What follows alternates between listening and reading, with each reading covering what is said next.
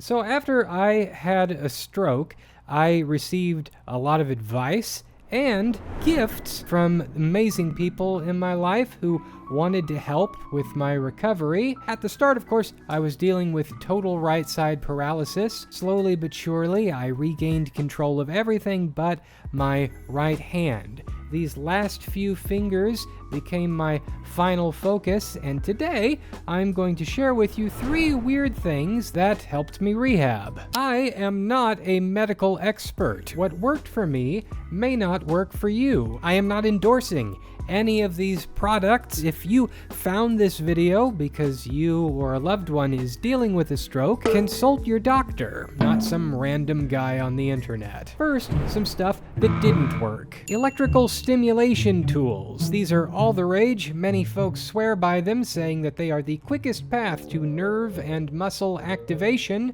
Not an option for me. My stroke was due to complications from open heart surgery. Heart patients typically want to avoid anything that sends electrical currents through the body. Also off limits, this awesome K1 biokinetic arm brace to help with ulnar nerve damage. Looks like something straight out of Cyberpunk. Also costs the very arm that you are buying it for. You kidding me? Not with my medical bills. I did splurge on this cheapo Amazon ulnar nerve entrapment splint. Results less than satisfactory. Yoga and Tai Chi are often recommended. Not an option. Mirror therapy? What are you even talking about? You know what did work? Good old-fashioned putty. Yes, putty. The kind of thing that kids play with. I was skeptical at first. Why are so many people sending me putty? How could something so simple really make a difference? But it did. First recommendation by my physical therapist, actually. You can get it in different levels of thickness. You do everything with it. Squeeze it, roll it into shapes, pinch it between your fingers. Hand therapy putty provides just enough resistance to help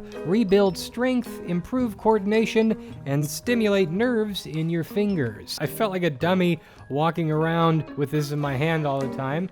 But yeah, turns out it helps. I would usually spend about an hour every single day in front of the TV playing with my putty. One of my therapists started having me do this thing where with my good hand, I would jam in like a handful of coins inside of the mound, and then with my bad hand, I would pinch with my fingers and try and walk the coins back out. A little weird, but it worked. Eventually got the feeling in the bottom part of my fingers back, allowing me to grip. Thing number 2, finger resistance straps. Here's a weird contraption, courtesy of my buddy Jason. They're these stretchy bands that go around your fingers, and you use them to just sort of open and spread out your hand. I had these cheapo basic stretchers already, but Jason got me the premium model where you can adjust the intensity based on each individual finger. I know this sounds basic, but believe me, when you're recovering from a stroke, even simple movements like this can feel like scaling a mountain. Whereas the putty and most rehab tools focus on gripping, these straps actually target the opposite motion, stretching. If you have ulnar nerve damage like me, then you might struggle with claw hand, which is extremely painful. My go-to treatment is to knock back some gabapentin and strap this bad boy on for a round of exercises. It's portable, affordable, and easy to use while watching TV or listening to music. Woohoo!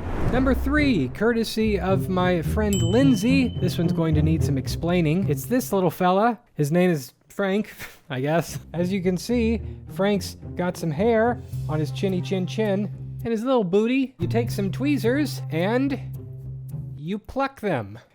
Hear me out. I think this is like a fidget toy. It's meant for sensory stress relief. Whatever. I used it to help me deal with hand tremors. Whether this is actually true or not, I don't know, but I get the feeling that a lot of my hand tremors that I deal with are triggered by stress. These little fellas were helpful for me to have something to sit down, calm down, and focus on that required controlling my hand as best I could. Twisting the strands and tugging them and running them between my fingers was a low pressure way to try and practice fine motor control. Only downside with this was that it caused me to start pulling at my beard a whole lot more.